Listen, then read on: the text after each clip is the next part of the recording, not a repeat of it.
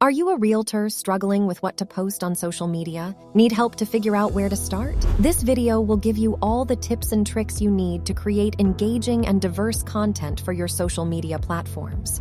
First, take advantage of upcoming traditional holidays and industry-specific months. Next, establish yourself as a neighborhood expert by posting about local events and traditions. Additionally, include regular business posts, such as a weekly mortgage rate update or Tuesday tip. Use #holidays to promote small businesses in your area, and remember to post about your new listings. You can even create posts to walk prospective clients through selling a property.